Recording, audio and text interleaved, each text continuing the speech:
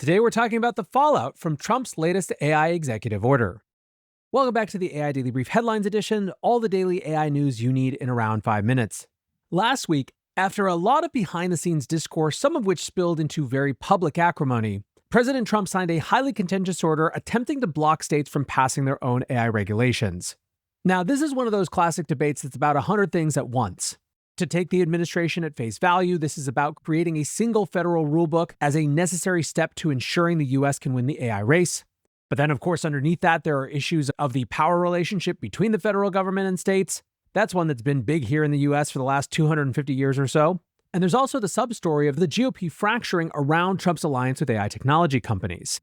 A draft of the order had circulated in late November, sparking outrage on both sides of the aisle. The executive order that ended up passing on Thursday was substantively identical to the draft. That included the controversial measure of establishing a dedicated task force within the DOJ to start a campaign of litigation against states with their own AI laws.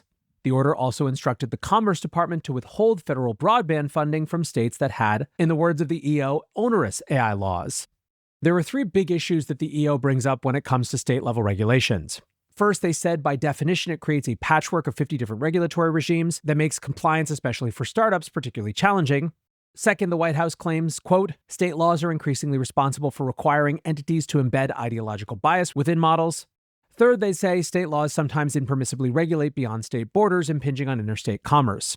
Now, of course, the Democratic side of the aisle immediately had a lot to say about this. Scott Wiener, who has been extensively involved in state AI legislation in California, said, it's absurd for Trump to think he can weaponize the DOJ and Commerce to undermine those state rights. If the Trump administration tries to enforce this ridiculous order, we will see them in court. Federal Senator Brian Schatz has already sponsored a bill that would overturn the order. Schatz drew on the criticism that this order blocks state law and replaces it with nothing, commenting, Congress has a responsibility to get this technology right and quickly, but states must be allowed to act in the public interest in the meantime. Now, as I mentioned before, the order also triggered infighting for Republicans who are worried that AI will be a losing issue in the midterms. Writes the Washington Post, populist forces within the Republican Party mounted an extensive campaign to derail the action after a draft of the order leaked last month, arguing that fears over AI's potential to automate jobs would undermine the party's message to workers. Now, the Post said a handful of tech leaders neutralized those fears for now, convincing the president, a longtime real estate developer, that burdensome regulation could cripple the industry. White House AI czar David Sachs did take to Twitter/X to have some conciliatory words on at least a few of the concerns from the right.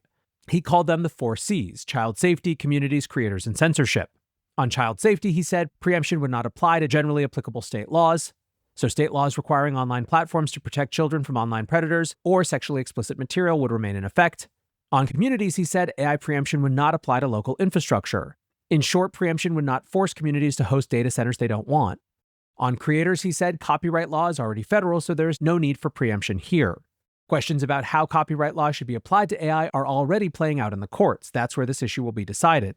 And on censorship, he claimed, as mentioned, the biggest threat of censorship is coming from certain blue states. Red states can't stop this. Only President Trump's leadership at the federal level can. Still, it does not seem all is resolved when it comes to AI politics on the right. The Post describes a, quote, simmering rift between the populist and tech factions of the Republican Party, with one source saying, it feels like millions of votes across the country just got traded for thousands of VCs and tech-rich votes in regions Republicans will never win. Now, moving over to another recent move. Last week, the president announced that Nvidia's previous generation H200 chips would be approved for export, the first time that unmodified Western versions of the chips had been approved in over 3 years. That news was immediately followed by reports that Beijing was meeting with tech firms and considering how tightly to restrict access. Basically, the strategic consideration for China is how much to allow in these new chips, which could accelerate the output of their labs, versus to continue to focus on their domestic chip industry, which, while potentially slowing down those outputs in the short term, could create long-term resilience and independence. Speaking with Bloomberg on Friday, AI czar David Sachs said, China's rejecting our chips. Apparently they don't want them. And I think the reason for that is they want semiconductor independence. Now, he cited Financial Times reporting here rather than Inside Communications. Still, the comments highlight that the chip strategy may be too late. The logic of granting access to H200s was largely that the US needs to get ahead of China developing their own advanced chips. And if Nvidia can't flood China with their chips, then that sort of puts the strategy in jeopardy. Nvidia, meanwhile, said, while we do not yet have results to report, it's clear that 3 years of overbroad export controls fueled America's foreign competitors and cost US taxpayers billions of dollars. Added Sachs, what you see is China's not taking them because they want to prop up and subsidize Huawei. That was part of our calculation of selling not the best but lagging chips to China is that you can take market share away from Huawei. But I think the Chinese government has figured that out, and that's why they're not allowing them. To that point, Bloomberg is reporting that Beijing is preparing a $70 billion package to incentivize domestic chipmaking. Final details, including target companies, are still to be determined, but this could be the largest ever state-backed investment in semiconductors. For comparison, $39 billion was allocated to the CHIPS Act subsidies in the US, and the EU is currently putting together a $46 billion package for their domestic industry.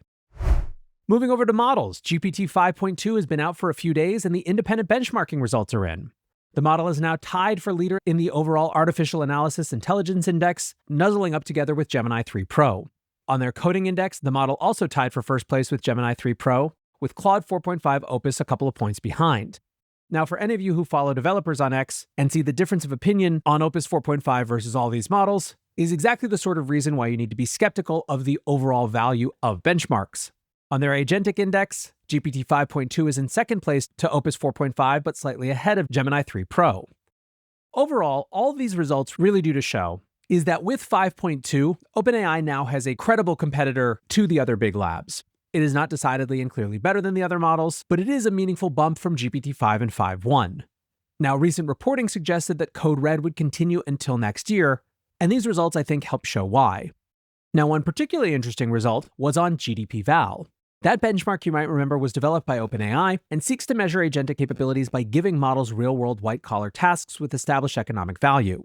Unlike some other benchmarks, it measures end-to-end task completion. Artificial Analysis recently developed an independent AI evaluator for the tasks that allows them to include GDP Val in their assessment suite. When OpenAI announced it, they were using real-world experts in addition to an experimental AI assessor. On that benchmark, 5.2 managed to top the leaderboards, pulling ahead of Opus 4.5 by a decent margin. I think people are still trying to wrap their head around GDP Val and come to a common sense understanding of just how valuable the benchmark is. But again, this just further solidifies to me that there is a very tight, clear competition with the premier models of all the major foundation labs. We will see if OpenAI can change that with their next release, which is anticipated in January. For now, however, that is going to do it for today's headlines. Appreciate you listening or watching as always, and until next time, peace